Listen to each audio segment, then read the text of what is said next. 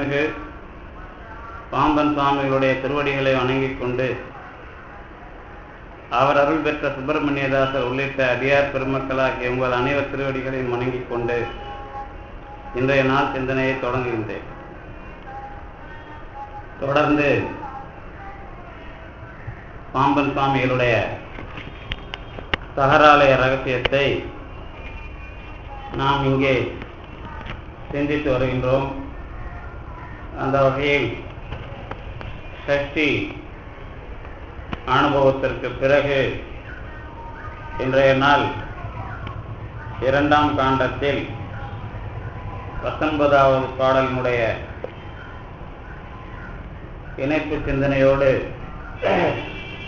20வது பாடலையும் சிந்திக்கின்ற ஒரு நாளாக அமைகின்றது. 19வது பாடலை இனமும் பகிர்முகம் அதனும் தெரியுறு எதையும் குருவடிவெனவே நீ மனனம் செய் உரிய மனம் ஒன்றிய பினர் மதியின் புலமுறு சடரூப கணம் என்பவைகளை அருவென்று உணர்வுறு கமனம் பணிநிறை விபுவாய உணரும் பெருவெளி இது என்று உனி அதில் உனையும் கரை அருள் மயமாவை என்ற அந்த 19வது பாடலினுடைய விரிவான விளக்கத்தை சுவாமிகள் எப்படி அமைக்கிறார் என்பதை ஓரளவுக்கு சிந்தித்திருக்கின்றோம். அதனோடு கூட பாம்பன் சுவாமிகளே ஒரு சில விஷயங்களை முக்கியமான, அதாவது மக்களுக்கு ஏற்படுகின்ற இடையீடுகள், இதுவா அதுவா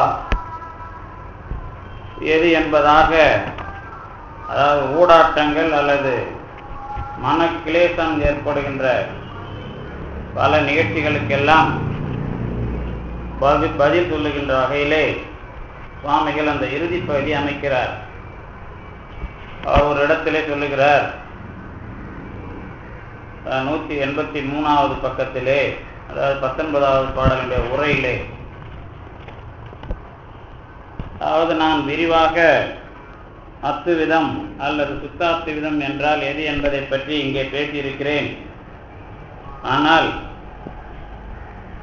இவ்வளவு வினாவிடை முறைகளில் நான் சொன்னதையெல்லாம் நீங்கள் அனுபவத்திற்கு கொண்டு வர வேண்டும் என்று விரும்புகிறார். அதற்காக அவர் சொல்லுகிறார், மேலே போந்த கடாவிடைகளையும் மறுப்புக்களையும் கற்பனா கௌரவம் பல்க பல மதாந்தரங்களாக வகுத்து கொண்டு கூறி மறுக்கும் ஒரு செருக்கினை இங்கனம் எமது நெஞ்சம் எத்துணையும் விரும்பாது. அதாவது நான் தொடக்கத்திலே சொல்லியிருக்கிறேன், பாம்பன் சுவாமிகள் இந்த பகுதியிலே அனைத்து தத்துவங்களையும் தெளிவாக மறுக்கிற வகையில் அல்லது மற்ற தத்துவங்கள் எல்லாம் தவிடு பொடியாகின்ற வரையில் பேசுகிறார். அதிலே இந்த உரைப்பகுதியினுடைய இப்போது நான் படித்த உரைப்பகுதிக்கு சற்று முன்னதாக நம்முடைய சுத்தாத்துவித வைதிக சைவ சித்தாந்த நூல் உரைகளின் நுட்பம் அறிதற்கு தகுதி உடையவர் அல்லர் என்று மற்றவர்களையும், நெருப்பாற்றிலே மயிர்காலத்திலே அவர்கள் இருந்து கொண்டிருப்பதையும் அதை கடக்க முடியாமல் அவர்கள் அழிந்து போவதையும் எல்லாம் எடுத்து காட்டிவிட்டு அவர்களுக்கு அந்த தகுதி இல்லை. அதே சமயத்தில் நான் இந்த மாதிரி கற்பனாவாதங்களிலேயே மிதந்து கொண்டு சொல்லுகின்ற ஒரு, அதாவது மதங்களுக்கெல்லாம் அதாவது மறுப்பு தந்து கொண்டு அதே வேலையாக செய்வதற்கும் அந்த மாதிரி செருக்கு எனக்கு எந்த அளவும் விரும்பக்கூடியதாக இல்லை என்பதாக ஒரு விஷயத்தை சுவாமிகள் முன்வைக்கிறார். சாமிகளுடைய எண்ணம் உங்களுக்கு தெரியுது. சாமியோட எண்ணம் என்னன்னா எந்த சண்டை சச்சரவும் வேணாம், வம்பு வேணாங்கிறது தான். ஆனால் வம்பும் சண்டை சச்சரவும் அவருக்கு வரும். அதனால தான் கேஸ் எல்லாம் போட்டிருக்காரு. உங்களுக்கு தெரியும், கேஸ் போட்டது மட்டும் இல்லை, சாகிறதுக்கெல்லாம் வேலை பார்த்து, அதாவது அவரால் அந்த தப்பு பண்ணவெல்லாம் என்ன ஆனாங்கிறதெல்லாம் உங்களுக்கு தெரியும். அப்போ இந்த ரெண்டுத்துக்கும் நடுவில் அவரை செருக்கை விரும்பாத ஒரு மனத்துக்கு உரியவரோடு செருக்கு நிகழ்ச்சிகள் வந்து மோதிர காலத்துல அவரை நாம எப்படி அனுபவிக்கிறது? அதுக்கு தொடர்ந்து நீங்க அவர் அனுபவிக்கிறது ஒரு பக்கம் இருக்கட்டும். இப்ப இந்த பாட்டோட உரையில அடுத்து தொடர்ந்து என்ன பண்றாரு அப்படின்னு கேட்டீங்கன்னா, ஒரு பெரிய, அதாவது அனுபவத்துக்குள்ள கடவுள் அப்படிங்கிற விஷயத்துக்குள்ள நாம் அதை கடவுள் யாருன்னு சொல்லத்தான் வேணுமா, அல்லது கடவுள் அப்படிங்கிற அனுபவத்துக்குள்ள தெளிவா இதுதான் அனுபவம்னு சொல்ல முடியுமா அப்படிங்கிற விஷயத்தையும் எடுத்துக்கொண்டு அந்த பின்பகுதியை அமைக்கிறார். அதுதான் 184வது பக்கம் தொடங்கி அமைக்கிற விளக்கம். அதில் ஒரு உதாரணத்துக்கு அதை படிக்கிறேன். சில விஷயங்களை மட்டும் படிச்சுட்டு அந்த நூற்பாவை சுவாமி உரையில எப்படி அதை நகர்த்தி இருக்கிறார் அப்படிங்கிறது உங்களுக்கு புரியும். அதுல இன்னொரு பகுதி சொல்லுகிறார். அந்த இப்ப நான் படிச்சதை தொடர்ந்து, அதாவது மதாந்தரங்களாக வகுத்து கொண்டு கூறி மறுக்கும் ஒரு செருக்கினை இங்கனம் எமது நெஞ்சம் எத்துணையும் விரும்பாது ஆதலின் அதர் புகாது உண்மை ஒன்றே எடுத்து உரைத்தான். நாம சொல்றது உண்மையைத்தான் நான் சொல்லுகிறேன்னு சொல்லிட்டு, சொல் பிரபஞ்சமாம் பேச்சும் எழுத்தும் பிரம்மானுபூதி ஆவனவும் அல்ல, அதனை நேரே நல்குவனவும் அல்ல. அதாவது சொல் பிரபஞ்சம்னா இந்த வாத முறை. இந்த சொல் பிரபஞ்சத்துல பேசுறது எழுதுறது இதெல்லாம் பிரம்மானுபூதியாக ஆகாது, அதே சமயத்தில் நேராக தரவும் செய்யாது. அதுதான் சுவாமியோட உரைப்பகுதியில் இருக்கிற ஒரு தெளிவான விஷயம். அப்ப பாம்பசாமி எழுதின தகராலய ரகசியம் அதுக்கு உரியதா இல்லையான்னு ஒரு கேள்வி யாராவது கேட்டா என்ன பண்ணுவீங்க? இவரே இதையே சொல்லிட்டு ஏன் சார் தகராலய ரகசியம் எழுதினாரு அப்படின்னு ஒரு கேள்வி கேட்டா என்ன பதில் சொல்லுவீங்க? அதுக்கு பதில் சொல்றேன் பிறகு. இப்ப அதுக்கப்புறம் இந்த உரைப்பகுதியில, ஏன்னா இந்த நாம இந்த தகராலய ரகசியத்தை கொஞ்சம் சாமியோட அந்த பார்வையிலேயே முடிக்கணுங்கிறதுக்காக சில இடங்களை படிக்கணும். சைவ சித்தாந்தத்தை சுருக்கி ஒரு சில விஷயங்களை அமைக்கிறார் ஒரு பத்தி. இந்த 184வது பக்கத்துல அதை படிக்கணும். அது செக்கர்வேல் செம்மாப்பிள்ளையும் நான் சொல்லியிருக்கிறேன் அப்படிங்கிறதையும் பாட்டையும் எடுத்து காமிச்சிட்டு ஒரு பகுதி ஒரு பத்தி. கடவுள் வியாபக பொருள், ஆன்மா வியாப்தி பொருள், மலம் வியாபிய பொருள் எனவும் வியாபகம் அதிக விருத்தி, வியாபியம் நூன விருத்தி, வியாப்தி துல்லியம் ஒத்த வியாபகம் ஆம் எனவும் இருளும் கண்ணும் ஏய்ந்து நிற்றல் போல மலமும் ஆன்மாவும் சமமாய் விராய் நிற்றல் அதிக விருத்தி, நூன விருத்தியும் அல்லாத, அதிக விருத்தியும் நூன விருத்தியும் இல்லாத ஒரு முறை, இருளும் கண்ணும் இணைந்து நிற்றல் போல துல்லியமான ஒரு விரவுகிற தன்மை, இதுவே கேவல நிலை எனவும். அந்த ஆன்மா சைவ சித்தாந்தத்துல ஆணவத்தோடு சேர்ந்திருக்கிற கேவல நிலையை எப்படி விளக்கணும் அப்படிங்கிறதுக்கு சாமி பயன்படுத்துற முக்கியமான தொடர் அது.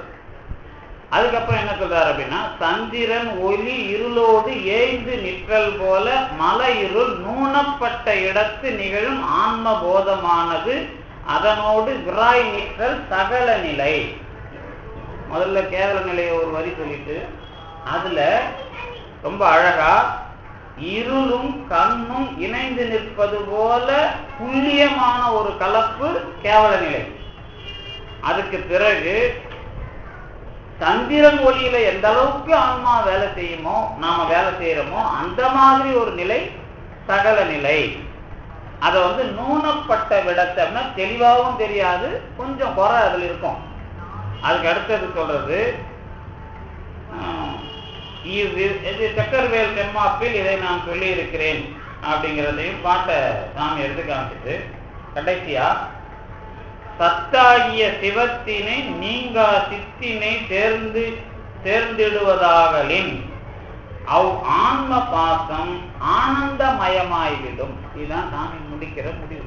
அதாவது நாம அனுபவிக்கிற முக்திங்கிறதுல பாசம் கல்லு மாதிரி இருக்குதுங்கிறதோ, பாசம் அது வேலை செய்யாதுங்கிறதோ இல்லப்பா, பாசம்தான் ஆனந்தமாக மாறும் அப்படிங்கிறத ரொம்ப தெளிவா இந்த பகுதியில பாம்பன் சாமி விளக்க முற்படுறார்.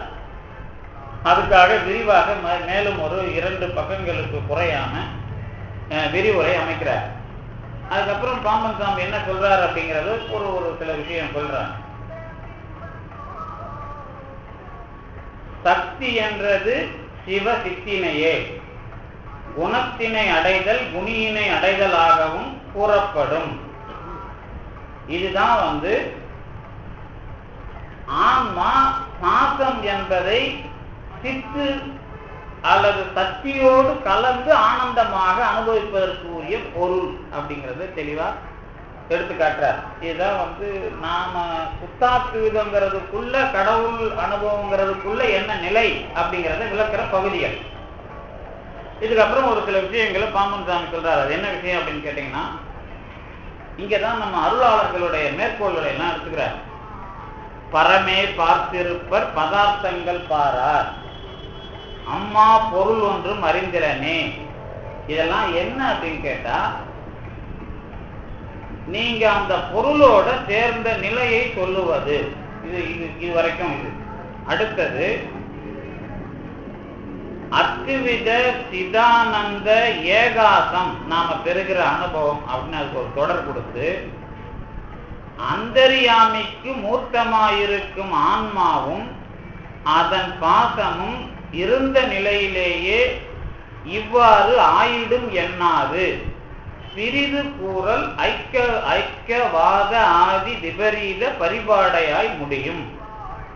ஈண்டு தமது பாசம் ஆனந்தமயமேயாக தாம் சின்மயமேயாக பூரணம் ஒன்றே தரிசித்து பரமுத்தி எய்துவாரது அனுபவத்தில் அண்ட சேதனா அசேதனமெல்லாம் அவ்வாறு ஆகாது இருத்தலினால் அவ்வனுபவம் அவரது அந்தர்யாமித்துவத்து அழுந்துதலின் எய்துவது என்பதும் ஒருவனது உள்ளத்து உளதை உணரும் சக்தி ஞானிக்கு இருத்தலினால் அவ்வனுபவத்தார்க்கு அண்டத்தில் வியாபகம் இன்று எனல் கூடாது என்பதும், அவ்வித வியாபகம் முற்காண்டத்து 14 உரைக்கண் சொல்லப்பட்ட ஓமான வழியாக பூரணம் எனப்படும் என்பதும் அறியல் உருவார் அறிய கிடக்கின்றனவாகலின் இத்தீர்வை நுனித்த மதியாளர் உணரத்தக்கது ஒன்றாம். இதை சொல்லிட்டு இச்செய்யுளில் குரு வழிபாடு சிறப்பாக கூறப்பட்டது. கடைசியா சொல்லிட்டு, குரு வழிபாடு உண்மையாகவே கல்லால நேரில் இருந்தருளிய பரமகுருவையும் குமாரகுருவையும் அடையற்பாலது ஆதலின் ஆன்மலாபம் விளைவார் அனைவரும் அதனை பற்றும் கடப்பாடு உடையவர் என்க. இப்படி பாம்பன் சாமி இந்த உரைப்பகுதியை முடிக்கிறார். முடிக்கிறதுல இப்ப நாம இதை தொகுத்து படிச்சாச்சு. ஏன் படிச்சேன் அப்படின்னு கேட்டீங்கன்னா, அவருடைய வார்த்தையை நீங்க பதிவு பண்ணணும் அப்படிங்கிறதுக்காக. இதுல என்ன செய்தி அப்படின்னா,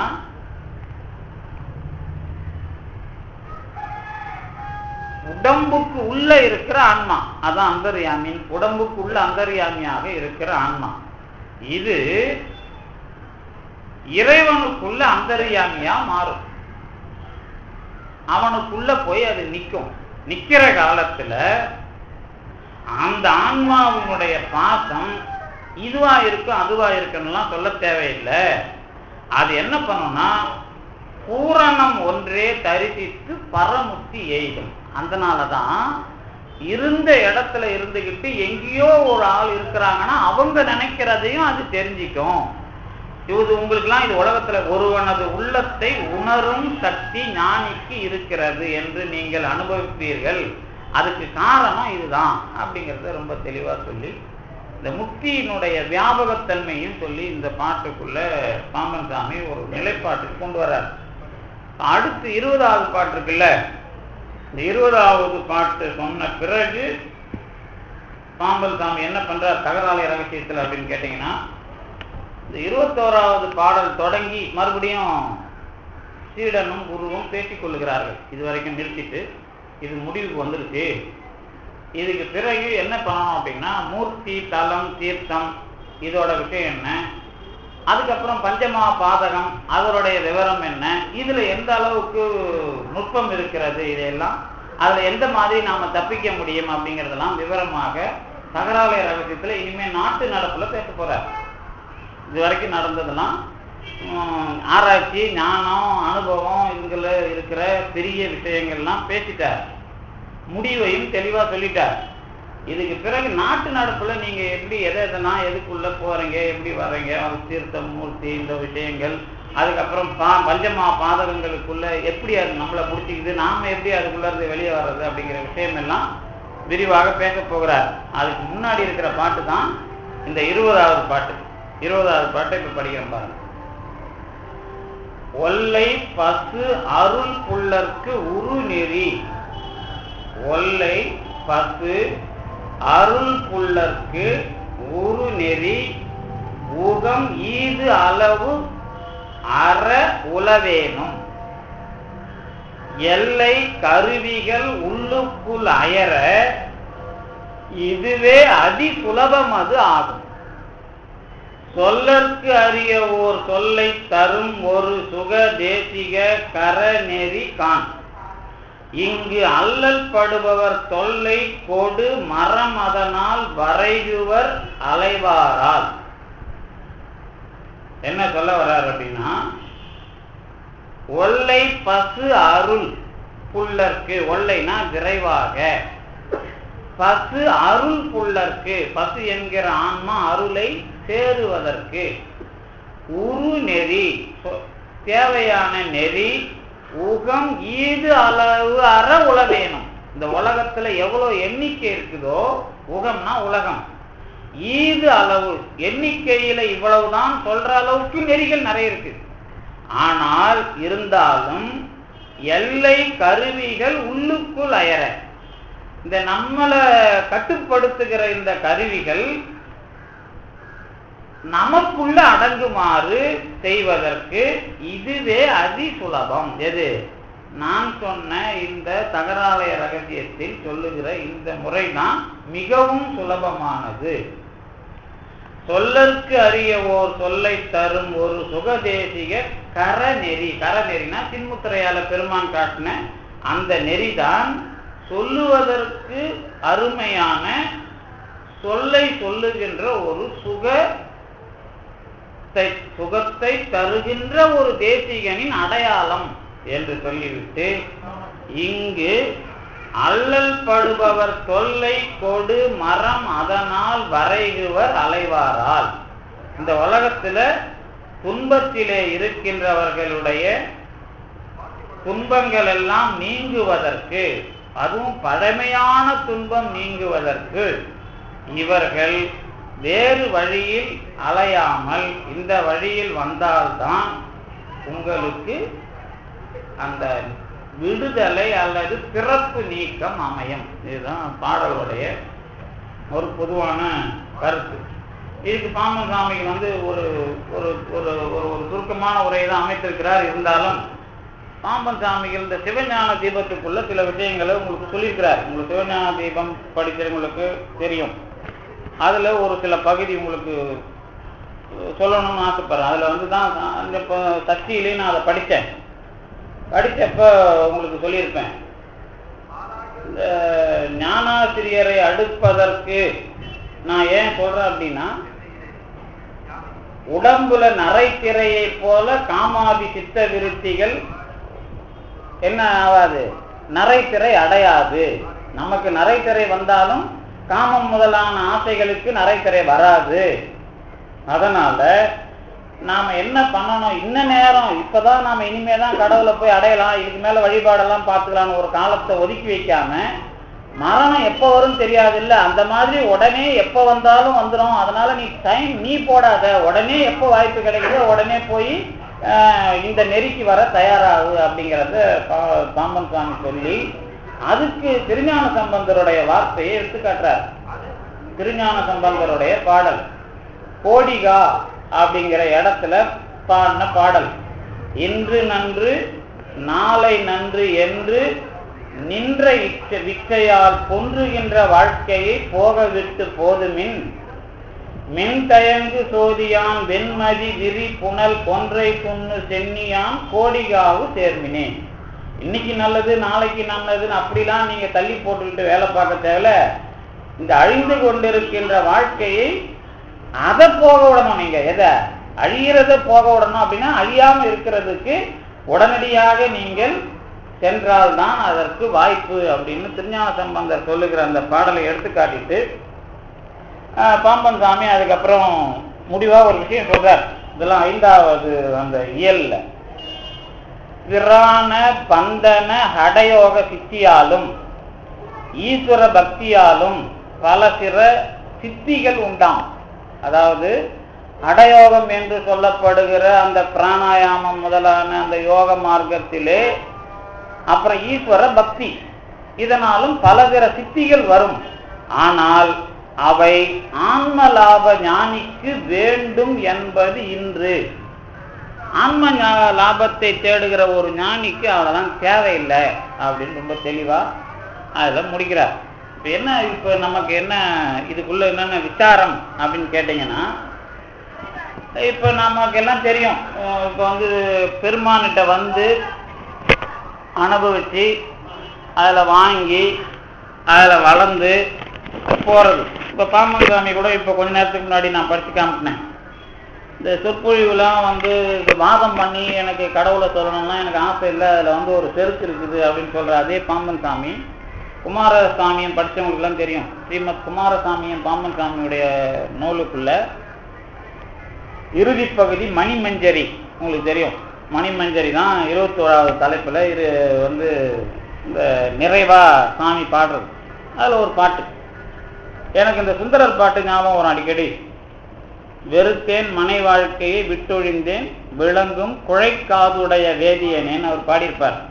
உங்களுக்குலாம் தெரியும். பாம்பன் சாமி வந்து சுந்தரமூர்த்தி சாமி என்ன பண்ணாரு, தான் பொண்டாட்டிக்கிட்ட பஞ்சாயத்து பேசுறதுக்கு கடவுளையே அனுப்பிச்ச ஒரு ஆள். அந்த ஆள் சொல்றாரு, நீ வந்து எனக்கு வெறுத்தேன் மனை வாழ்க்கையை விட்டொழிந்தேங்கிறார். நம்புற மாதிரியா இருக்கு அது அப்படின்னு நீங்க கேட்டா என்ன சொல்லுவீங்க? தன்னுடைய மனைவிக்கு வந்து என் கூட வந்து அவ பேச மாட்டேங்கிறா, எனக்கு அசிங்கமா இருக்குது, நீ தான் போய் பஞ்சாயத்து பண்ணி என்னை சேர்த்து வைக்கணும் அப்படின்னு கடவுளையே அனுப்புனதுனால கோவப்பட்டு தான் ஒருத்தர் வந்து கத்தியால குத்திக்கிறார். இந்த மாதிரி கடவுளையே கேவலமான ஒரு வேலையை வாங்கினான் அவன் அப்படின்னு, அவன் மூஞ்சில நான் முழிக்க மாட்டேன் அப்படின்னு ஒருத்தர் கத்தியால குத்திக்கிறாருல்ல. அப்ப வந்து இந்த அளவுக்கு அது அந்த மாதிரி ஒரு வரலாறுக்கு சொந்தக்காரரான சுந்தரமூர்த்தி சுவாமிகள் வெறுத்தேன் மனை வாழ்க்கையை விட்டொழிந்தேன்னு பின்னாடி பேசுறார் அப்படின்னா நீங்க குறைய வந்து பறவையார் மேலே சங்கிலியார் மேலே சொல்ல முடியுமா? அதுவும் உங்களுக்கு பிடிக்காது. ஆனா அதுக்கு பதில் மட்டும் எப்படி சொல்லுவீங்க? இந்த மாதிரி ஏதாவது தரவணும் சொன்னா மட்டும் கோவம் வரும் உங்களுக்கு. அதாவது வந்து இது ஏன் இப்படி அதுக்கு முடிச்சு போடாதீங்க சார், நாங்க எதாவது படிச்சு பாஜனை பண்ணின்னு போறோம், உங்களுக்கு ஏன் சார் எங்களை வந்து தொல்லை பண்றீங்க அப்படின்னு. நீங்க அடுத்தது பாம்பன் சாமி பாட்டை படிக்கிற பாருங்க. ஊர் வெறுத்தேன் உறவோர் வெறுத்தேன் மனையோடு செல்வ சீர் வெறுத்தேன் பிரசங்கங்கள் கூடும் தெரு வெறுத்தேன். அதாவது சொற்பொழிவு மட்டும் இல்ல, அந்த தெருவே வேணாண்டா சாமி அப்படிங்கிற. ஏர் வெறுத்தேன் வயிற்று பசியாக இயம்பும் ஒரு சூர் வெறுத்தேன் அல்லல் அல்லன் சூர் வெறுத்தேன் அல்லன் என் செய்குவேன் அயில் தூயவனே. இது பாட்டு. இந்த பாட்டு நீங்களும் பாடுவீங்கன்னு நினைக்கிறேன். பாராயணத்துல பாடுறவங்க இருப்பீங்க. ஆனா வெறுத்துட்டு பாட மாட்டீங்க. வெறுக்காமலே நீங்க பாட்டை பாடிக்கிட்டு இருப்பீங்க பாம்பன் சாமி பாட்டுங்கிறதுனால. இப்ப வெறுக்கிறது அப்படிங்கிறது ஒரு ஞானமா வருது. எப்போ? பாம்பன் சாமிக்கும் வருது. பாம்பன் சாமிக்கு எப்ப வருது? குமாரசாமியத்துல கடைசியா பாடும்போது உங்களுக்கு தெரியும். அதாவது வந்து பாம்பன் சாமி தன்னுடைய வரலாற்று அசோக சாலவாசம் மூலமா குமாரசாமியத்துல சொல்றார். அதுக்கப்புறம் நீதி விளைந்திரங்கள்லாம் பேசுறாரு. இந்த உலகம் ரொம்ப கொடுமையானதுப்பா, ஊறப்பட்ட புத்தகம் எழுதி உங்களெல்லாம் ஏமாத்திக்கிட்டு அவன் பணம் பண்ணிக்கிட்டு இருக்கிறான், அதுலலாம் நீ போகாதப்பா அப்படின்னு நீதி விளைந்து இரங்கல்ல பேசியிருப்பார். கடைசியா மணிமஞ்சரி முடிக்கும் போது சொற்பொழிவு நடக்கும் தெருவை வெறுத்தேன். இப்ப சொற்பொழிவு பேசலாமா வேணாமா இதுதான் கேள்வி. உங்களுக்கு கரெக்டா வந்து நிச்சிருக்கிறேன் நான். இப்ப சொற்பொழிவு எதுக்கியா வச்சீங்க? இப்ப வந்து கொஞ்ச நேரத்துக்கு முன்னாடி என்ன படித்தேன்? அடயோகமே வேணாங்கிறார். இப்ப என்ன படிக்கிறேன்? சொற்பொழிவு கூட வேணாங்கிறார். அப்புறம் என்ன அர்த்தம் இதுக்கு? நாங்களாம் எப்படிதான்பா கடத்தேறது அப்படின்னு கேட்டா என்ன பதில் சொல்லுவீங்க? இப்போ இவ்வளவு பாட்டுலாம் பாடியிருக்கிறாரு. இல்ல சார் நாங்க வந்து பொங்கல் சாப்பிட்டு போலான்னு தான் வந்தோம், நீங்க அதையும் நிறுத்திட்டீங்களா? சுண்டல் சாப்பிடலான்னு டீ சாப்பிடலான்னு தான் வந்தோம், இப்போ நீங்க அதையும் நிறுத்திட்டதா கேள்விப்படுறோம். உங்களை மாதிரி ஒரு கொடுமைக்காரனே இல்லைன்னு நாங்க கேள்விப்படுறோம், சொற்பொழிவு பண்ற ஆள்ல அப்படின்னு நீங்க கோவப்பட்டீங்கன்னா அதுக்கு நான் என்ன பண்றது சார்? 2 வருஷத்துக்கு முன்னாடிலாம் இங்க சுண்டல் கொடுப்பாங்க சார், சொற்பொழிவு முடிஞ்ச பிறகு வந்தாலும் கொடுப்பாங்க, சொற்பொழில உட்காந்தாலும். சில பேர் தான் பாடுறவங்களுக்கு மட்டும்தான் இலை போட்டு சுண்டல் கொடுப்பாங்க, உங்களுக்கு தெரியும். மற்றவங்களுக்குலாம் நிற்க வச்சு தான் சுண்டல் கொடுப்பாங்க. ஆனால் இங்கே வந்து முடிஞ்சாலும் வந்து சுண்டல் கொடுத்துக்கிட்டு இருந்தாங்க. அப்படிப்பட்ட ஒரு இடத்துல நீங்கள் சுண்டலை வாங்கக்கூட டீலாம் கூட கொடுக்க வேணான்னு சொல்லிட்டீங்களா? சரி, இந்த பாவம் எனக்கு வருமா வராதா? என்ன சார் எப்படி சொல்றது? முடிவெடுக்க கூட தெரியாத அளவுக்கு நாம ஞானத்தில் இருக்கிறோம். அப்போ ஏதாவது ஒன்று முடிவெடுக்கணும்ல. ஒரு பிரச்சனை வரும்போது நான் ஒரு முடிவு எடுக்கணும். அதான் என்னோட ஸ்டாண்டுன்னு பேரு. அதுதான் நான் யாருன்னு காட்டும். இப்ப பாம்பன் சாமிக்கு கால் உடையுது. உடைஞ்ச உடனே அவர் என்ன வார்த்தை பேசினாரு? ஒரு பிரச்சனை வருது, வந்த உடனே என்ன வார்த்தை பேசினார்? நீங்க எதை கேட்கறீங்கன்னு தெரியல சார். அதானே சொல்லுவீங்க நீங்க. நான் என்ன விட்டு பாம்பன் சாமி என்ன சொன்னார்? நான் முறிந்தது அப்படின்னார். அப்ப அந்த மனுஷனுக்கு நான் எங்கேயோ ஒட்டி இருந்துருன்னு தெரியுதா? இல்ல ஒத்துக்குங்களா? ஒத்துக்க மாட்டீங்களா? கொஞ்சம் கொஞ்சம் கூச்சமா இருக்கும் உங்களுக்கு ஒத்துக்கிறதுக்கு. ஏன்னா நீங்க தான் அருளாளர்கள்னாலே உங்களுக்கு ஏதாவது கொட்டி கொடுக்குறீங்களா நினைக்கிறீங்க? எங்கேயாவது நீங்க அவரை குறையா நினைச்சீங்கன்னா நம்ம கொடுக்க போற 10 ரூபாய் பிடிக்க போறாரு அவர் நினைப்பீங்கல்ல. நம்மளாம் அப்படித்தான் விமர்சன மன்றத்தில் எல்லாருக்கும் என்ன பயம்னா, ஐயோ சாமியை நம்ம சுத்தமா கும்பிட்டுக்கிறோம், கொஞ்சம் ஏதாவது தப்பு சொல்லிட்டா அவர் கொடுக்கறதுல ஏதாவது குறைச்சிட போறாரு அப்படின்னு கொஞ்சம் பயம் வந்து சாமியை கூட நம்ம கேள்வி கேட்கக்கூடாது அப்படிங்கிற அளவுக்கு நாம அவர் வந்து பாடிக்கிட்டு இருப்போம். உங்களுக்கு தெரியும், திருஞான சம்பந்தர்லாம் அத்தனை ஆயிரக்கணக்கான பாடலை பாடினவர் கடைசியா ஒன்னும் என் வார்த்தை மெய்யாய்த்திலது அப்படிங்கிறார். ஆனா அவர் பேசுனத பாடிதான் நம்ம வாங்குறோம். ஆனா அவருக்கு ஏன் அவ்வளவு கோபம் வருது? திருஞானக்கரசர் தான் உடம்ப பாக்குறாரு, இது எனக்கு ஒன்னும் பிடிக்கல, நீ ஏதாவது ஒண்ணு பண்ணணும், நல்லூர் எம்பெருமானார் நனைந்தனைய திருவடி வைக்கல அப்படின்னா எனக்கு இந்த உடம்பு வேணாம், எனக்கு மின்னார் சூலம் மூவிலை சூலம் பொறித்துவை மூலவிடில் மூடும் முழுப்பழி, உனக்கு முழுப்பழி வந்துருண்டா அப்படின்னு கடவுளை மிரட்டுறார் திருநாவுக்கரசர். எனக்கு மூவிலை சூலம் இந்த உடம்புல நீ பொறிச்சு வைக்கலன்னா உனக்கு பழி வந்துருண்டா. எனக்கு பழின்னு சொல்ல, ஏன்னா அவனை போட்டு தாக்குனா தானே உனக்கு பழி வந்துருண்டா அப்படிங்கிறாரு. அவர் மிரட்டுறாரு. அப்புறம் அவரு பெண்ணாகடத்துல பெருமான் வந்து பண்றாரு. அதுக்கப்புறம் நல்லூர்ல வந்து தலையில திருவடியை வைக்கிறாரு. இதெல்லாம் வரலாறு இருக்குது. இப்ப இதெல்லாம் எதுக்கு நம்ம படிக்கிறோம், எதுக்கு நம்ம போறோம் அப்படின்னா, நம்ம செய்யற வேலைக்கு என்ன அர்த்தம் அப்படிங்கிறது, எந்த வேலையை எப்படி செய்யணும் அப்படிங்கிறது. இப்போ ஒருத்தர் கேட்டார், ஐயா பாம்பன் சாமி வந்து இந்த இப்ப நமக்குலாம் தெரியும் 2-3 விஷயம் இருக்குது. இந்த கொஞ்சம் படித்தவங்க கொஞ்சம் அந்த மாதிரி ஆனவங்களாம் இந்த திருமுறை கூட்டம், அங்கே சொற்பொழிவு இங்கே சொற்பொழிவு, எங்கேயாவது பையை போட்டுக்கின்னு அப்படியே போய் கேட்டுட்டு, உங்களுக்கு மட்டும் சொல்லலை, பொதுவாக தான் சொல்கிறேன், ஒரு பையை போட்டுட்டு நம்ம எங்கேயாவது போய் 4 சொற்பொழிவு கேட்போம், 50 சொற்பொழிவு கேட்போம், இல்லை ஒரு 15-20 சொற்பொழிவு கேட்பாங்க. நான் அப்படியே முதல்ல கூப்பிட்டு ஒரு 25 சொற்பொழிவு கேட்டிய, இது சரியா இருக்கு, இது சரியில்லை, நான் முடிவு பண்ண தெரியுதா? சரி, இல்லை நீ எதுக்கு சொற்பொழிவு கேட்குற அப்படின்னு 2 கேள்வி கேட்பேன். ஓ நான் தான் சொற்பொழிவு வந்து போகிறேன், உனக்கு அந்த வேலை, நான் எங்கே ஒரு மூலமாக எங்கே சொற்பொழிவு கூட்டம் வரல நான் அவன் கத்துறான், நீ கூட்டம் வந்தா இந்த மாதிரிலாம் கேள்வி கேட்டு என்ன விரட்டுறியா அப்படின்னு ஒரு ஆள் என்ன கேட்பார். அப்புறம் இல்லை சார், சொற்பொழிவு 2ல் ஒன்றா தான் இருக்கணும், எதுவாக இருக்கணும், ஒன்று நான் எதுக்கு சொற்பொழிவுக்கு போகிறேன், 2வது இத்தனை சொற்பொழிவு கேட்டமே அதில் எது சரி, எதை நான் சரின்னு புரிஞ்சுக்கிற அளவுக்கு நான் வளர்ந்துருக்கிறேன். இப்போ நான் வந்து சைவ சித்தாந்தம் பல இடத்துல கேட்குறேன் சார். பல இடத்துல கேட்ட பிறகு, சார் சைவ சித்தாந்தம்னா என்னான்னு தெரியாமலே கேட்டு இருக்கிறதா, இல்லை சைவ சித்தாந்தம் தெரிஞ்சுக்கிறதா, தெரிஞ்சுக்கின பிறகு இவர் பேசுறது சரியில்லை சார்னு சொல்றதா, அல்லது இவர் பேசுறது சரி சார் இதை நான் அப்படின்னு சொல்லிட்டு நிறுத்துறது இல்லை, அதுக்கப்புறம் அதுக்குள்ள ஃபாலோ பண்றது, அதுக்குள்ள நான் வந்து முயற்சிக்கிறது. இப்படி தானே வளர்றோம், இப்படி தானே நம்ம இப்போ சைவ சித்தாந்தத்தை நிறைய பேர் சொற்பொழிவு பண்றாங்க. இப்போ எங்க பேராசிரியர் ரத்ன சிவாஜி வரைக்கும் என்ன பண்ணுவோம் அப்படின்னா, நீங்க திருமுறை படிங்க, இதெல்லாம் அனுபவிங்க, வள்ளலார் வந்தாதான், கடைசியா ஒரு சொற்பொழிவு சொல்லியிருக்கிறார் இப்போ ஒரு வாரத்துக்கு முன்னாடி, வள்ளலாரே உங்களுக்குள்ள வந்தாதான் உங்களால வள்ளலாரை புரிஞ்சிக்க முடியும் அப்படின்னா என்ன அர்த்தம்? எனக்கு அதுக்கு சம்பந்தம் இல்லைன்னு அர்த்தம். அதாவது நான் வள்ளலாருக்குள்ள நான் போக முடியுமா போக முடியாதா, பாம்பனாருக்குள்ள போக முடியுமா போக முடியாது? இந்த கேள்வி கேட்டா எப்படி பதில் சொல்லுவீங்க? இப்ப பாம்பனார் வந்து இவ்வளவு படிச்சு வச்சுட்டாருப்பா, இப்ப அவர் அதான் சொல்றாரு, நான் இவ்வளவு நேரம் பேசினதெல்லாம் குரு வழிபாடே சிறக்க கூறப்பட்டமை, இது இவ்வளவு தத்துவம் நான் பேசியிருக்கிறேன், அதை பத்தி எல்லாம் பிரச்சனை இல்லை. அதுக்கு முன்னாடி ஒண்ணு சொன்னார், ஆன்மலாபம்னு ஒண்ணு இருக்குது, அது வேணும்னா இந்த உலகத்துல பேசுறான் பார் யோகா போகான்னு, அதையே நீங்க போவாதீங்க அப்படின்னு ஒரு மடை மாற்றம் கொடுக்குறார். ஆனா பாம்பன் சாமி வந்து நம்ம பிறப்பன் வளர்ச்சியில குழியில போய் உட்கார்ந்தாருல, அடயோகம் பண்ணாரா என்ன யோகம் பண்ணார்? இது வரைக்கும் யாராவது கேள்வி கேட்டு அதுக்கு பதில் எடுத்துக்கிறீங்களா? என்ன யோகம் பண்ணார்? அது விளக்கு வச்சிருந்தார் சார், அந்த விளக்கை தான் சார் நாங்கள் சிவஞான தீபத்தில் வந்து போட்டோம். உடனே ஒருத்தர் சொல்லுவான், அவர் யோகெல்லாம் மறந்துடுவான், அவர் இன்னமும் ஒரு விளக்கு வச்சிருந்தாராம் சார், அது தொடர்ந்து எரியுமாமே சார், அந்த தண்ணி இன்னமோ கீழே இருக்குமாமே சார், இவன் விளக்குக்கு போயிடுவான் கட்சியில் விளங்கா முடிஞ்சு. அதாவது வந்து அங்க நான் எதுல இருந்து அவர் பண்ணார் அப்படிங்கிறப்ப ஒரே ஒரு விஷயம்தான். அவர் நான் 6 எழுத்து மந்திரம் சொன்னேன், அதுக்குள்ள பெருமான் அவன் வந்து நின்று என்னை எழுப்பி வேலை வாங்கினான், அவ்வளவுதான், விஷயம் முடிஞ்சு போச்சு.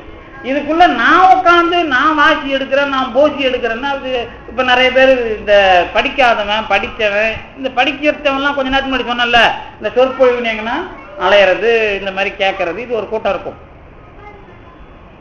அதுக்குள்ளேயும் நான் எப்படி அடங்குறது அப்படிங்கிறது தெரியாது.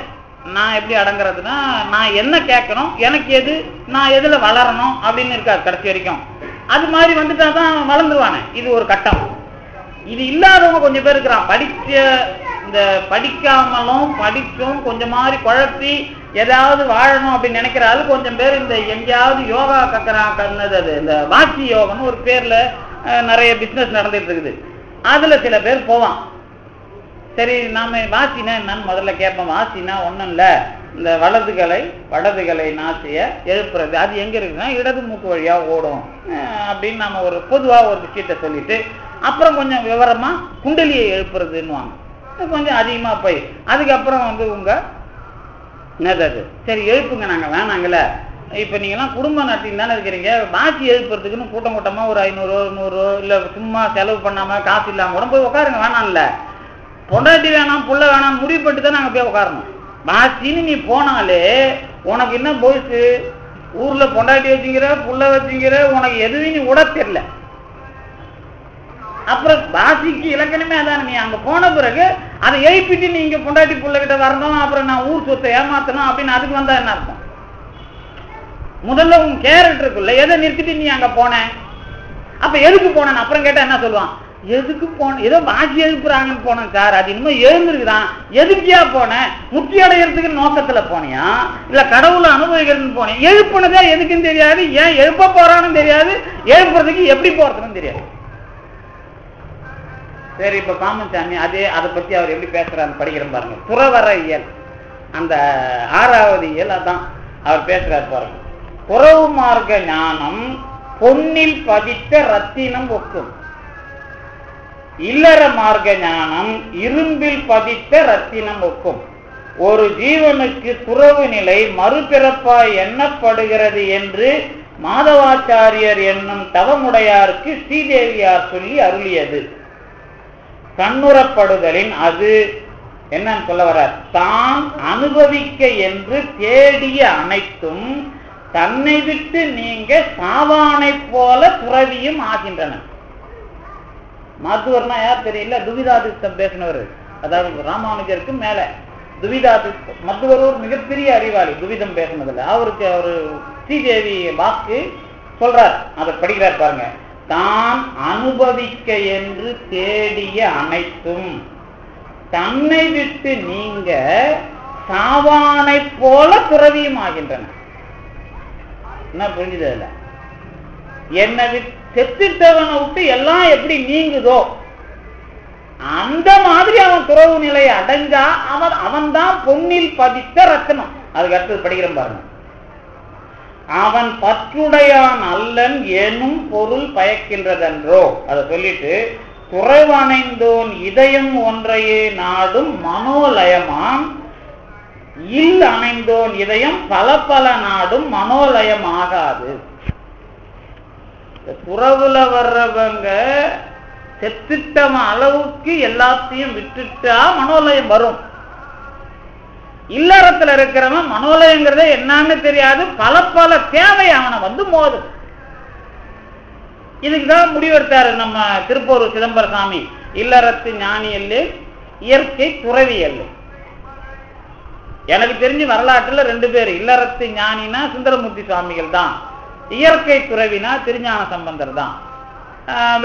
அவர் வந்து கல்யாணம் முத்திக்கு போகும்போது தான் அந்த மனைவி கையை பிடிச்சிட்டு போறாரு. அது அவர் கல்யாணத்தை விரும்பவும் இல்லை, ஆனா உலகத்துக்காக அதை ரொம்ப தெளிவா அதை பண்றார்.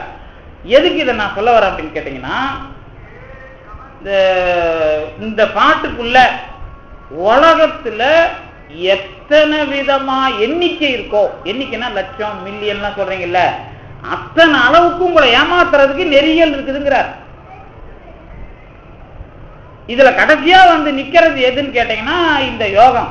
நாம யோகத்தை எதுக்கு சொல்றோம் அப்படின்னா, யோகம் அப்படிங்கிறத உடம்புல நோய் இல்லாம ஆரோக்கியமா காத்தை ஏற்றி இறக்குற வேலை மட்டும்தான்.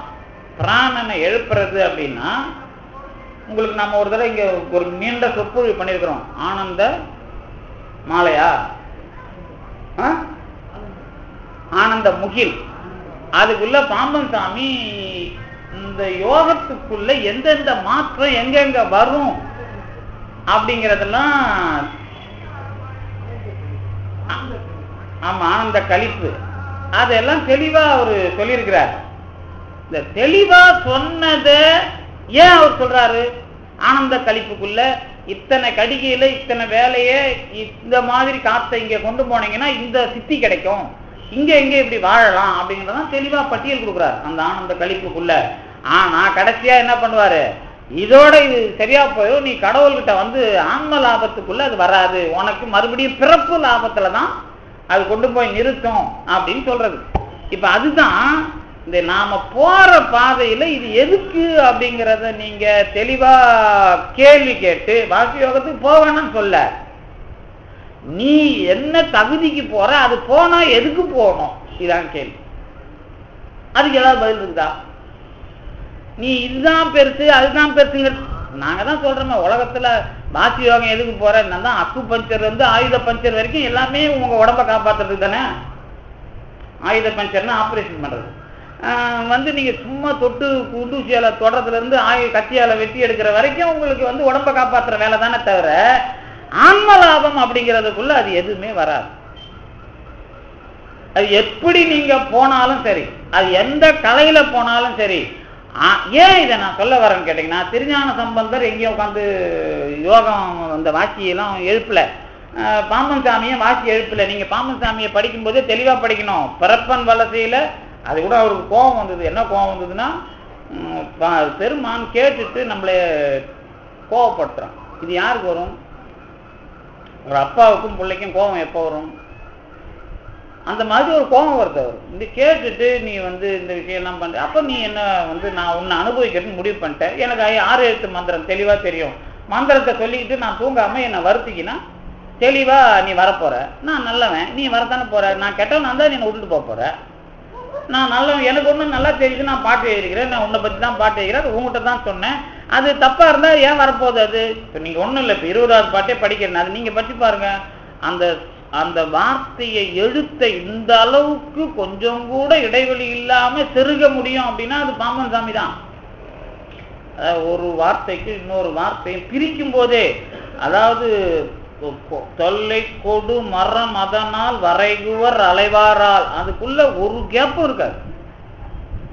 நீங்க திருஞான சம்பந்தர் பாட்டு இவங்க பாட்டுக்கு அப்புறம் கடைசியா இந்த, அதனாலதான் நான் இங்க நம்ம உழவார அந்த திருமுறை போட்டு கொடுத்துருக்காங்களே, திருப்புகழும் நம்ம பாம்பன் சாமி பாட்டும், அதுக்குள்ள முன்னுரை எழுதும்போது தெளிவா எழுதினேன். என்ன எழுதுனேன் அப்படின்னு கேட்டீங்கன்னா, திருஞான சம்பந்தர்ல தொடங்கின சைவ இயக்கம் பாம்பன் சாமியில முடியுது, இது உங்களுக்கு புரிஞ்சா பாருங்க அப்படின்னு தெளிவா எழுதினேன். அதை படிச்சுட்டு மயிலம் கல்லூரி முதல்வர் வந்து நம்ம இவர் பையன் அந்த குமரவேல் சொல்லி அவர் கொடுத்த உடனே எங்க மயிலம் கல்லூரி பழைய முதல்வர் எனக்கு வாத்தியாரா இருந்தவர், அவர் ரொம்ப பாராட்டி ஐயா ரொம்ப நல்லா பண்ணிருக்கிற அப்படின்னாரு. அப்புறம் இன்னொருத்தவங்க நம்ம வேலூர் அவரும் போன் பண்ணார். இதெல்லாம் எதுக்கு சொல்ல வர அப்படின்னா, இந்த பாராட்டுற வேலை இல்லை, இது மறுபடியும் இந்த பாராட்டுற வேலை இல்லை, நாம அதுக்குள்ள என்ன வேலை பார்த்தோம், நாம அதுக்குள்ள இப்ப நான் திருஞான சம்பந்தர்ல இருந்து பாம்பன் சாமி வரைக்கும் நான் சொல்லிடுறேன், ரைட்டு தான், அது கேட்கறதுக்கு நல்லா இருக்கு, உங்களுக்கும் வந்து சட்டையை காலரை தூக்கி விடுறதுக்கு நல்லா இருக்குது. நாம தொடர்ந்து இதுக்குள்ள வரும்போது இப்ப நான் கூட அடிக்கடி கேட்பேன், நான் உங்களுக்கு சொல்லியிருக்கிறேன்ல, ஒரு இப்போ ஏன் சார் நீங்க வந்து நான் அடிக்கடி நான் சொற்பொழிவாளர் இல்லை அப்படின்னு நான் சொல்லியிருக்கிறேன். இப்ப பாம்பன் சாமி இதெல்லாம் ஏன் பற்றி காட்டினேன்னா, இது சொற்பொழிவு கிடையாதுன்றத முதல்ல நீங்க ஞாபகம் வச்சுங்க. இது வந்து லாபம் கிடையாது, அது ஞாபகம் வச்சுங்க. இது வந்து நமக்கு அனுபவிக்கிறதுக்கு ஒரு வாய்ப்பு. சொற்பொழிவுனா கதை பேசுவாங்க, இவங்க அங்க போனாங்க, இன்னொரு பாட்டுல இது இருக்குது, அந்த பாட்டுல அது இருக்குது, இந்த பாட்டுல இது இருக்குது. நாம் அப்படி போறதில்ல. பிரச்சனைய நம்ம வாழ்க்கையில நம்ம எங்க நிக்கிறோம், பாம்பன் சாமியிட்ட வந்து நிக்கிறதுக்கு நமக்கு தகுதி இருக்குதா, நின்ன பிறகு நாம அனுபவிக்கிறதுக்கு என்ன தகுதி, அதுக்கு என்னென்ன வழிமுறை, எந்த வழிமுறையை நாம தலைமையா எடுக்கணும்? ஏன் பாம்பன் சாமி வந்து சாய்பாபா மாதிரி தானே. சாய்பாபா பஜனை பாட்டு சாப்பாடுலாம் கொடுக்குறாங்க. எங்கள் காலேஜ் பசங்களாம் பெரும்பாலும் போய் மதியம் சாப்பிடுவானுங்க, பஜனை பாடுவானுங்க. அதே மாதிரியே பாம்பன் சாமி இருந்துட்டு போக வேண்டியது தானே. பாம்பன் சாமி எதுக்கு பாட்டு ஏறணும்? வேலை தானே அது. எதுக்கு உரை ஏறணும்? அதெல்லாம் வேலை தானே. நீங்கள் வந்து சாப்பிட்டுட்டு தூங்கிட்டு அதே வந்து ஒரு பாட்டை பஜனை பாட்டு போகணும். அப்போ எதுக்கு பாம்பன் சாமி அப்படின்னு கேட்டால் அடுத்த கட்ட கேள்வி வருது இல்லை. அதனால தான் நான் சொல்கிறது, சொற்பொழிவு வந்து நான் சொற்பொழிவாளராக கூப்பிட்டாக்கா எனக்கு மதிப்பே கிடையாது. நான் காசுன்னு ஒன்று வந்துட்டு கூப்பிட்டா நீங்கள் மதிப்பீங்க. இப்போ 5000 ரூபா 10,000 வாங்கி ஒரு பந்தல் ஒன்று போட்டு பாம்பன் சுவாமிகள் அப்படியே முருகப்பெருமான் வந்து அப்படியே காட்சி கொடுத்த சிலிக்கும் உங்களுக்கு அப்படியே உடம்புலாம் என்ன. அது நானா இல்லைங்கிறேன். வேணாம், எனக்கு இன்னும் ஏமாத்த தெரியாதா? நான் தான் 10,000 50,000 வாங்க தெரியும். நாம எதுக்கு நான் காயிறேன்? நம்மள ஏன் உங்களுக்கு தெரியாது? சொற்பொழிவுக்கு காசு வேணாம்னா நமக்கு சுத்தமா 100 ரூபா கூட இல்லாத பண்ணிடுவான். ஏன்னா இவன் அப்படியாவது காசு வாங்குறானா பாரு.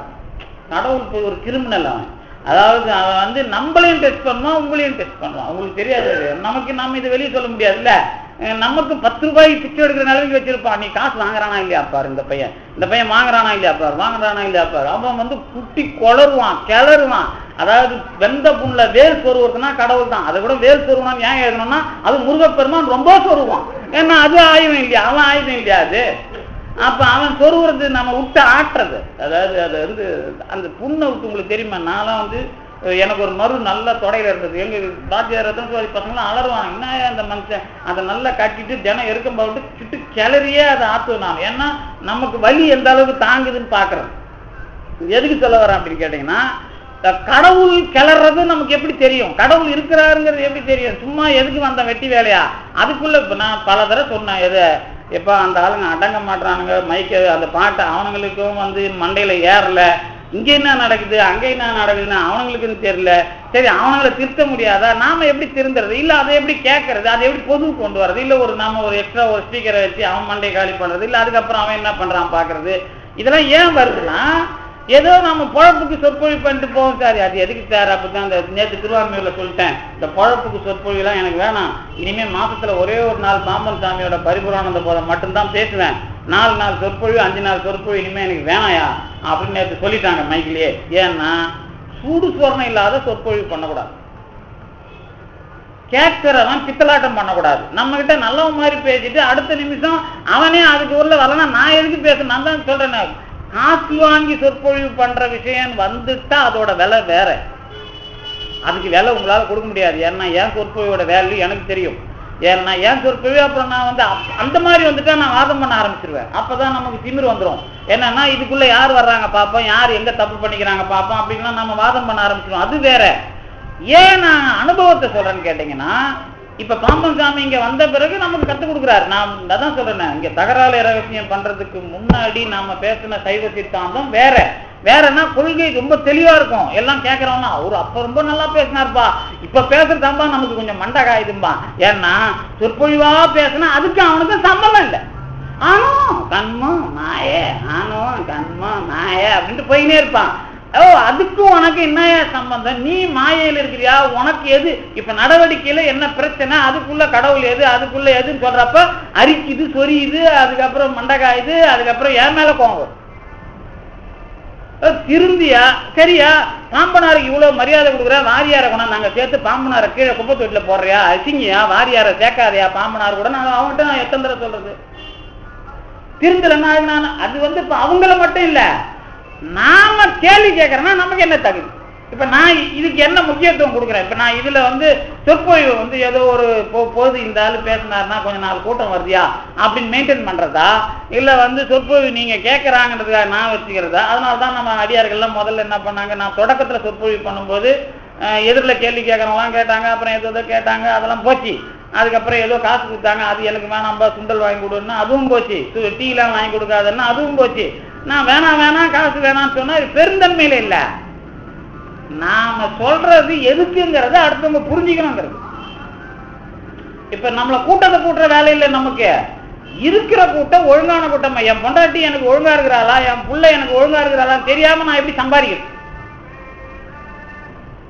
உங்களுக்கு தெரியும், போன வாரம் நடந்த ஒரு கொலை. பொண்டாட்டி படிச்ச சின்ன வயசுலேருந்து படிச்சவனை லவ் பண்ணிக்கிட்டு ஒரே வீட்டில் 2 வீட்டில் இருந்து அவன் வந்து கொலை பண்ணிட்டு போனது. இப்போ நேற்று முந்தின பேப்பரில் படிச்சிருப்பீங்கல்ல. இந்த மாதிரி வாழறது நமக்கு வேலை இல்லை. அது மாதிரி உங்களுக்கு சகிக்கலாம். அதாவது நமக்கு வந்து எத்தனை பேருக்கு அந்த மாதிரி சகிப்புத்தன்மை. அதுக்கு அர்த்தம் தான் நான் சொல்றேன். உடனே என்னப்பா ஒரு பொம்பளை எல்லாம் உதாரணம் சொல்றாரு. நல்ல போன வாரம் படிச்சு பாருங்க. நம்ம பக்கம்தான், சென்னையில தான். அவன் எங்கேயோ அவன் 2 புள்ள, அந்த பொம்பளை வந்து படிச்சவங்க கூட அவன் தொடர்பு வச்சுக்கிட்டு ஒரு நாள் சொல்லி பார்த்தான், கேட்கல. அந்த பொம்பளை ஆளை வச்சு அவனை கொண்டு இருக்கு. அவன் சகிப்புத்தன்மையோட இருந்தவனே கொண்டு இருக்கு. அந்த மாதிரி ஆன்மீகத்துல இருக்காதீங்கிறனா. அதுக்கு இதுக்கு வித்தியாசம் கிடையாது. அங்க ஒழுங்கா இருக்கணுங்கிறது தான் இங்கேயும். இதுக்கு பேர் தான் நான் கற்புன்னு சொன்னது. அதனாலதான் ஜெகநாதனை கேட்டேன், நீ இங்க பாட்டு பாடி சொற்பொழிவு நல்லா கேட்கிற மாதிரி கேள்வி கேட்டுட்டு அங்க பாட்டு பாடுறப்ப இதே நடக்கிற நேரத்துல நீ ஒண்ணு அங்க போய் சொல்லியிருக்கணும், நடத்தாதீங்கன்னு. இல்ல இந்த இடத்த விட்டு போயிட்டு இருக்கணும். முடியாத கையால் ஆகாது, என்ன பண்ணணும்? இடத்துக்கே வராம நீ வராம என்ன பிரச்சனை இல்லை. ஆனா இங்க இது நடக்கும்போது இங்க ஆகா ஓகோன்னு சொல்லிட்டு அங்க போய் நீ உட்காந்துது தப்புப்பா. அதனால நீ வெளியே வந்த மலம் மறுபடியும் உள்ள வராத, மலத்தை நாங்களாம் சாப்பிட மாட்டோம்னு சொன்னதுனால அவர் வரல. அதுக்கப்புறம் தெளிவா ஓடிட்டார். அதுக்கப்புறம் தான் நம்ம ஆளுங்களையும் சொன்னேன், நீங்களாம் அந்த ஐயா கொய்யான்னு சொன்னீங்கன்னா எனக்கு ஓவரா இருக்குது. நான் என்ன ஐயா கொய்யான்னு சொல்றதுக்காக நான் சொற்பொழிவு பண்றேன். அப்புறம் பாம்பன் சாமிக்கு கோவம் வராது. இந்த பையன் இவன் இங்க தாதா வாயிட்டான், நாம இன்னமும் இவங்க தகராளி ரகத்துன்னு சொல்லி கொடுத்தா இவன் இன்னமும் பெரிய வெங்காயம் மாதிரி இவங்க கூட்டத்தை கூட்டின்னு ஜாலியா விளையாடின்னு இருக்கான் அப்படின்னு அவர் கோவம் வருமா வராது. அப்புறம் எனக்கு அடி விழுமா விடாதா? உங்களுக்காவது அடி சின்னதா விழும், எனக்கு எல்லாம் பெருசா விழும். ஏன்னா இது யார் தாங்கிறது? இந்த மண்டை காய்ச்சல் எனக்கு தேவையாது. அப்புறம் தான் நான் என்ன சொன்னேன், நீ ஐயா கொய்யாங்காத, நீ வந்து இந்த ஒண்ணு உனக்கு கற்பு வரணும். எதுல கற்புனா என்னன்னா பத்தினி தன்மை. இதுக்குள்ள நான் இருக்கிறேன், இவர் சொல்றது நான் சொல்றது சரியேன்னு சொல்லணும். அப்படி இல்லைன்னா விவாதம் பண்றதுக்கு நான் ஆள் இல்லைங்கிறேன். பாம்பன் சாமி சொன்னார்ல, விவாதம் பண்றது என் வேலை இல்லை. பாம்பன் சாமி ரொம்ப நல்லா அவர் எதுக்கு முதல்ல அந்த உளவியல் ரீதியா படிச்சு காட்டினேன். ஏன் அடுத்தவனை வைணவனை எதிர்க்கிறாரு, அவன் செத்து போறான். ஆனா இவர் என்ன சொல்றாரு, எனக்கு அது வேலை இல்லை, எனக்கு அந்த வேலையே எனக்கு வேணாம்பாங்கிறார் தெளிவா. அதாவது எனது நெஞ்சம் எத்துணையும் விரும்பாது, சண்டை போறத விரும்பலங்கிறார். ஆனா சண்டை வருது. அப்ப இதே நிலைமை தானே நமக்கும், இதே நிலைமை தானே நமக்கும், இதே அப்ப நான் யாருன்றத நீங்க இந்த ஸ்டாண்ட் எடுக்கல அப்படின்னா நீங்க பாடுங்க, ஆடுங்க, சாப்பிடுங்க, தூங்குங்க, அதை பத்தி எனக்கு கவலை இல்லை. என்ன ஆளவும். அதனால நான் என்ன முடிவு எடுத்துருக்கிறேன்னா, இந்த டிசம்பருக்குள்ள தகராளி ரகசியத்தை மயூர வாகனத்துக்குள்ள முடிச்சுட்டு அதுக்கப்புறம் நீங்க யாராவது ஒரு நல்ல சொற்பொழிவாளர் உங்களுக்கு ஏற்ற மாதிரி பார்த்து ஏற்பாடு பண்ணிக்கிட்டீங்கன்னா தேவலாம் அப்படின்னு முடிவு கொண்டேன். ஏன்னா சொற்பொழிவுக்குரிய மரியாதை எனக்கு இல்லாது. இந்த கொள்கையை நீங்க எப்படி முன்னெடுத்துக்கிறீங்க தெரியாத வரைக்கும் விஷயம் பிரச்சனை இல்லை. எனக்கு தெரிஞ்சிட்ட பிறகு, எனக்கு ஒரு விஷயம் தெரிஞ்சிட்ட பிறகு அதை பத்தி நான் செயல்படலைன்னா என்னை விடவும் அயோக்கியம் உலகத்தில் இருக்க மாட்டான். அப்ப அந்த என்ன உண்மை தெரிஞ்சிருக்கு. அதான் பாம்பன் சாமி சொல்றாரு, உண்மை இதுதான்பா, உண்மை ஒன்றே எடுத்துரைத்தான், மற்றபடி சொல் பிரபஞ்சம் பேசுறது எழுதுறது இதெல்லாம் புச்சுக்கு வேலை அப்படிங்கிறாரு அவர். பேசுற இப்ப நான் 1000 எழுதலாம் பேசலாம், ஆனா நான் இங்க வந்துட்ட பிறகு எதை வச்சு நான் எதை செய்யணும். இப்ப அன்னதானம், அதான் இவருக்குலாம் சொன்ன அன்னதானம் நீ பண்றியா பண்ணு வேணாங்கல்ல, ஆனா அதுக்கு அடுத்ததா நீ எப்படி பண்ணணும், ஏன் பண்ற, அதுக்குள்ள எனக்கு என்ன பிரச்சனை வந்தப்ப நான் எடுக்கிற ஸ்டாண்டு. நிறைய பேர் அதுலயே பெரிய கூத்தலாம் நடக்கும். ஒரு ஆள் மெத்திக்கிட்டே இருப்பாரு, நீ பாத்தியா இதை செய்யல, உடனே உனக்கு பிரச்சனை வந்தது பாத்தியா பூ ஆன்னு காட்டி அவனை மிரட்டுறது. அது வேலை இல்ல. பிரச்சனை வருது, ஏன் தெரியுமா வரும் பிரச்சனை வந்தா நீ நிக்கிறையான்னு பாக்குறது. உன் ஸ்டாண்ட்ல நீ நிக்கிறையா? இப்ப நான் சொற்பொழிவு வந்து மருந்து சொல்ற நிறுத்தினேன். ஏன்னா நீ எப்படி வந்தாலும் சொற்பொழிவு பண்ணுவேன்னா எப்படியும் பண்ணுவேன், எனக்கு எதிரி யாருங்கிறதான் பிரச்சனை. அவையார தானே சொன்னாங்க, பொண்டாட்டி எதிரியா இருந்தா நீ ஓடி போடா சன்னியாசத்துக்கு சொல்றாங்க, கூறாமல் சன்னியாசம் கொள். அப்ப கூட இருக்கிறவன் எதிரியா இருக்கும்போது கோபம் வரும். இதுவே கொள்கையா இருந்தா வீரம் வரும். கோபத்துக்கும் வீரத்துக்கும் இடைவெளி தெரியாம நீங்க திண்டாடக்கூடாது. சரவணன் சண்டைக்காரன், ஆனா சரவணனை விடவும் பயந்தாங்கொலி கிடையாது. அது என்னோட பழகிறவங்களுக்கு தெரியும். பயந்தாங்கொலினா பயப்படுறது இல்லை, இது தேவையில்லை. இப்ப பாம்பன் சாமி சொல்றாருல, ஏன் இவ்வளவு பெரிய அருளாளர் பாட்டு பாட்டாரு, 1000 கணக்கான பாட்டு வந்துருச்சு, முருகப்பெருமா வந்து அவர் பின்னாடி அலையறான், அவர் தனியா நடந்து வர்றாரு தம்பு செடி அந்த தெருவுல. என்ன கூடயாவது 2 பேர் வரான், பாம்பன் சாமி கூட ஒருத்தம் கூட வரல அன்னைக்கு. ஏன் வரல? வள்ளலார் கூட ஏன் ஒருத்தரும் போக மாட்டாங்கிறான்? கோபம் வரணும். ஏன் இது அப்ப ஆனா இன்னைக்கு படிச்சு அவர் பின்னாடி அலையறீங்கல்ல, அன்னைக்கு வந்து இதே ஆள் நீங்க இன்னைக்கு பாம்பன் சாமி வந்தோட ஓடி போயிருவீங்களா என்னன்னு எனக்கு தெரியாது. இன்னைக்கு ஒரு வேலை எதுக்கு இதை சொல்ல வரேன்னா, இருந்துட்டா ஏதாவது கேட்ட போறாங்க, நீ ஏன்டா ஒழுக்கமாக்குதியா, ஏன்டா நீ இது இப்படி பண்ற தப்புன்னு கேட்ட போறாங்கன்னு சமாதியில் இருக்கிறாங்க. நம்மள ஒண்ணு அப்படி நினைக்க வேணாம்.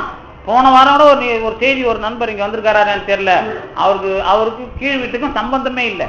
கீழ் வீட்டுல இருக்கிறவங்களுக்கு ஏதோ ஒரு நோய் இருக்கிறா போல, அவருக்கு செய்தி போகுது. பாம்பன் சாமி சொல்றாரு, அவங்களுக்கு கீழே சண்முக கவசம் கொடு, 6 முறை ஒரு நாளைக்கு படிக்க சொல்லு, 48 நாள்ல சரியாயிடும் நீ சொல்லு அப்படிங்கிறாரு பாம்பன் சாமி. அவர் கனவுல அவர் இது என்னடா இது நம்ம எப்படி செய்யறது, கீழ் வீட்டு பொம்பளை கிட்ட போய் கொடுக்க சொல்றாரு அப்படின்னு ஒரு கம்பெனி இருக்காரு. 2 நாள் பொண்டாட்டி கிட்ட சொல்றாரு, அந்த அம்மா என்னால முடியாதுங்கிறாங்க.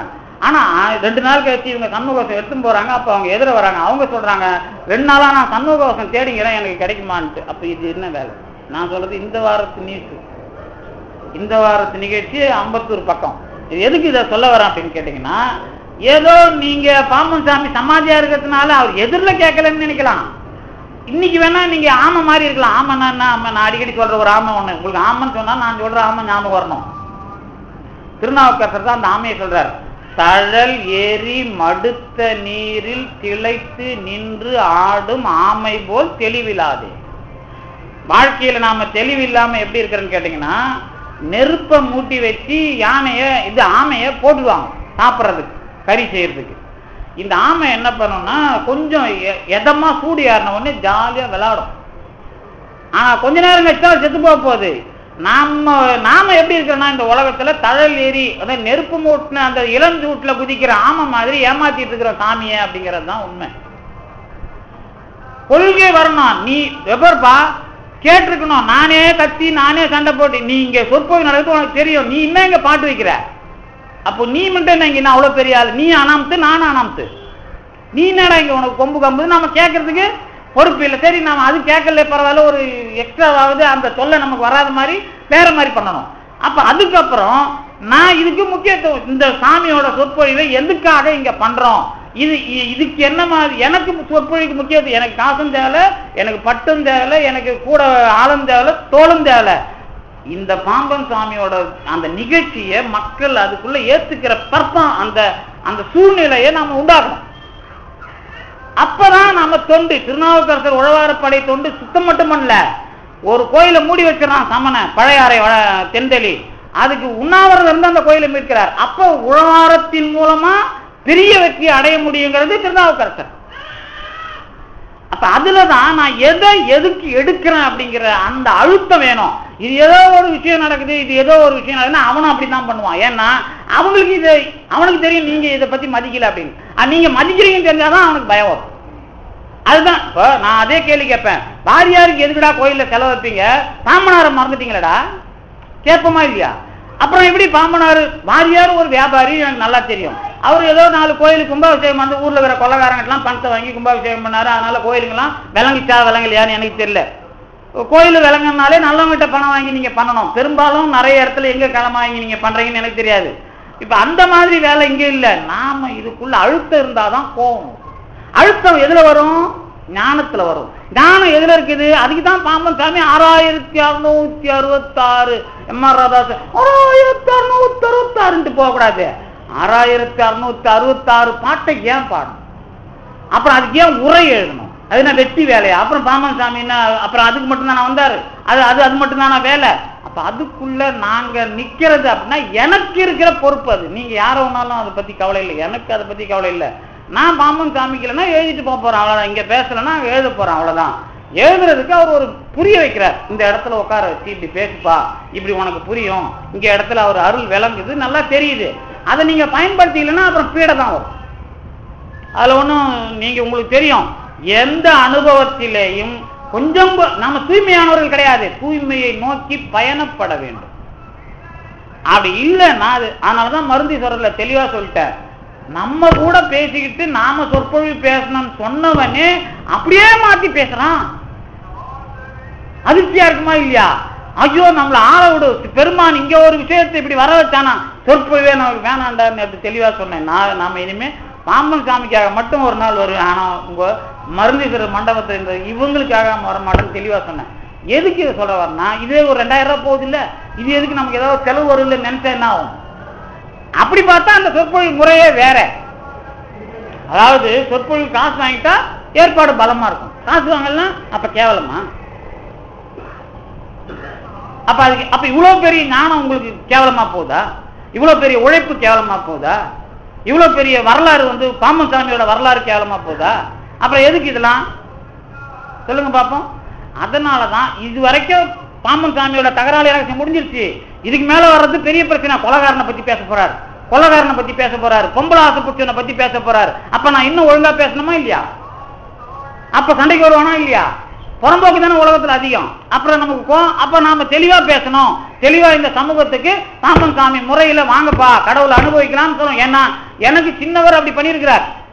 பாம்பனார காட்சி தான் கொடுத்தாலும் சின்னவர் எனக்கு என்ன வேலை பண்ணாருங்கிறது உங்களுக்கு சொல்ல முடியாது. ஏன்னா அது சொல்ற விஷயம் இல்லை. அதான் பாம்பன் சாமி சொல்றாரு, இந்த விஷயத்துல அருள் அனுபவத்தை சொல்ற விஷயம் இல்லடாங்கிறார். ஒரு பக்கம் எழுதியிருக்காரு. அதுக்காக ஏன் நான் சொல்ல முடியாதுன்னா, கடவுள் இல்லைன்னு எனக்கு தினம் கோபம் வரும். இன்னும் இவ்வளவு மோசமானவங்க, இவ்வளவு அக்கியம் பிடிச்சவனுங்க, இந்த மாதிரி அயோக்கியத்தனம் பண்றானுங்க, தினம் கோபம் வரும். ஆனா இதை தாண்டி அசைக்க முடியாத வரலாறுல கடவுள் இருக்கிறார் இருக்கிறார் இருக்கிறார்னு சின்னவர் தான் எனக்கு காமிச்சார், வேற யாரும் எனக்கு காட்டல. அதனாலதான் இவ்வளவு ஆழமாவும் கோபமாவும் தெளிவாகவும் பேசுறேன். அதுக்குள்ள நீங்க யாருமே வரலன்னா எனக்கு எதுக்கு வேலை அப்படிங்கிறேன். நான் எழுதிட்டு போறேன்ல, அவ்வளவுதானே, எனக்கு புரியாது. அதுக்குள்ள வரணுங்கிறது தான். அதனாலதான் மயூர வாகனத்தை நம்ம எடுத்ததுக்காக தகராலய ரகசியத்தை மயூர வாகனத்துக்குள் இது ஒழுங்கா நான் நினைக்கிற மாதிரி வந்தா தொடர்ச்சியா போகும். இல்லைன்னா மயூர வாகனத்துக்குள்ள முடிச்சுட்டு நம்ம வேலை நிறைய பார்க்க வேண்டியது இருக்குது. அப்புறம் பாம்பன் சாமி சொல்ற மாதிரி ஒரு சொற்பொழிவு தெருவை நீங்க அமைக்கலாம் என்பதை சொல்லி ஓரளவுக்கு நாம தகராலய ரகசியத்தில் இந்த அனுபவத்துக்கு வர்றதுக்கு தூய்மைக்காகவும் பொறுப்புக்காகவும் எது தலைமையானது என்பதற்கு முக்கியத்துவம் கொடுக்கறதுக்காகவும் நீங்க தயாராகணும் அப்படிங்கிறது தான் இதுல இருக்கிற வேலையை தவிர, அதுதான் என்னுடைய ஆசையும் பாம்பன் சாமிகள் சொல்ல வைத்த விஷயம் என்பதை சொல்லி இந்த அளவிற்கு தந்து நிறுத்திய திருவர்களுக்கும் நன்றி விடைபெறுகின்றேன். நன்றி.